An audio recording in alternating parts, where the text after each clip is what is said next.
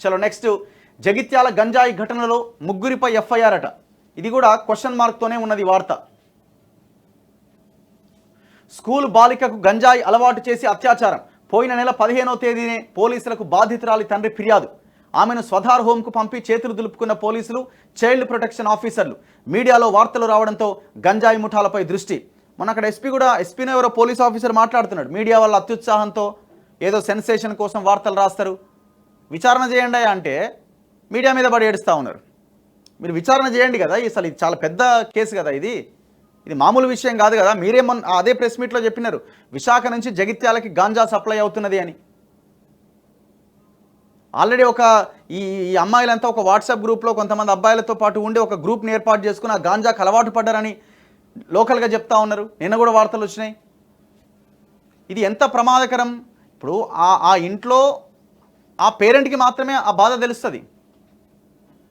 ఆ ఇంట్లో ఆ పేరెంట్కి మాత్రమే బాధ తెలుస్తుంది, ఎవరికి తెలియదు ఆ బాధ. స్కూల్ బాలికకు గంజాయి అలవాటు చేసి అత్యాచారానికి పాల్పడిన ముగ్గురిపైన జగిత్యాల పోలీసులు కేసు నమోదు చేసినట్టుగా తెలిసింది. జగిత్యాల పట్టణానికి చెందిన బాధితురాలు తన స్నేహితురాలి ద్వారా స్థానికంగా ఉండే ఒక బాలుడికి పరిచయమైంది. ఈ క్రమంలో అతడు బాలికను ప్రేమిస్తున్నానని, పెళ్లి చేసుకుంటాను అని చెప్పి తన ఫ్రెండ్ ఇంటికి తీసుకెళ్లి ఆమెతో బలవంతంగా గంజాయి తాగించి అత్యాచారానికి పాల్పడినట్టుగా తెలిసింది. చూడండి ఒకసారి ఎంత ఘోరమో. ఆ తర్వాత మరో వ్యక్తి కూడా పెళ్లి చేసుకుంటానని మాయమాటలు చెప్పి బాధితురాలికి గంజాయి ఇచ్చి అత్యాచారానికి పాల్పడ్డట్టుగా సమాచారం.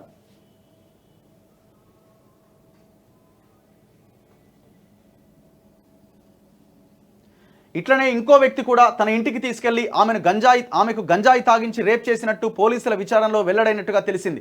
బాధితురాలి తండ్రి ఫిర్యాదు మేరకు ఆ ముగ్గురిపైన పోలీసులు కేసు నమోదు చేసి దర్యాప్తు చేస్తున్నట్టుగా సమాచారం. ఇదే విషయంపైన జగిత్యాల డీఎస్పీని వివరణ కోరగా కేసు దర్యాప్తులో ఉందని, సోమవారం పూర్తి వివరాలు వెల్లడిస్తామని తెలిపారు.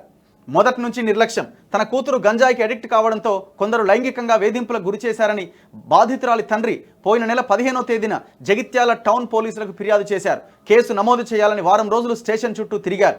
కానీ దీనిపై విచారణ చేయడంలో అప్పటి సీఐ నిర్లక్ష్యం చేశారనే ఆరోపణలు ఉన్నాయి. ఇలాంటి కేసుల్లో పోలీసులతో పాటు child welfare committee chairperson, district child protection officer, child line సిబ్బంది కూడా చర్యలు చేపట్టాల్సి ఉన్నది. కానీ బాధితురాలని ఈ నెల 4వ తేదీన స్వధార్ హోంకు పంపి వాళ్ళందరూ తమ పనైపోయిందనే ధోరణిలో వ్యవహరించారనే విమర్శలు వ్యక్తమవుతున్నాయి. ఎంతసేపు తప్పంతా బాధితురాలు ఆమె తల్లిదండ్రులపైనే మోపి ఆ బాలికకు గంజాయి అలవాటు కావడానికి కారణమేంటి, ఇలా ఇంకా ఆమెలాగా బాధితులు ఎవరైనా ఉన్నారా అనే దానిపైన దృష్టి పెట్టలే.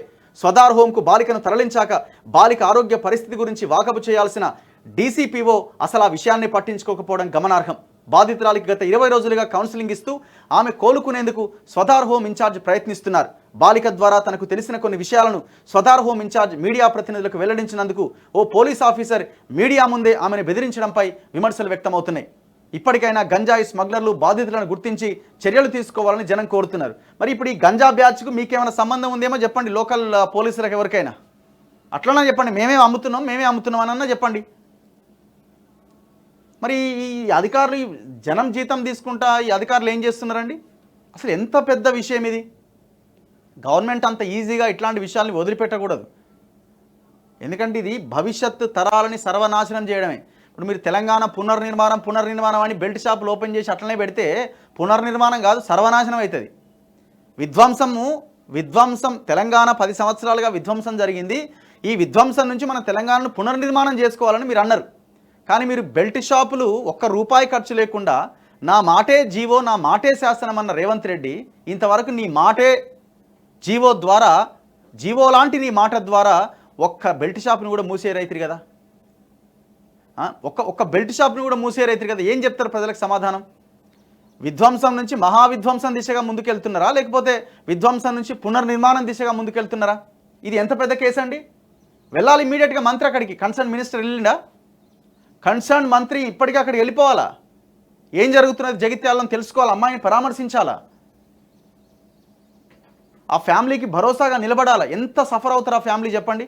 మీడియాలో వార్తలు వస్తుంటే, ఇట్లాంటి వార్తలు వస్తుంటే తన బిడ్డ ఏమైపోతుందో అర్థం కాక ఈ విషయాలు వెలుగులోకి వస్తూ ఉంటే, అదే అంటున్నా కదా, మన ఇంట్లో ఇలాంటి సిచ్యువేషన్ వస్తేనే మనకు ఆ పెయిన్ తెలుస్తుంది.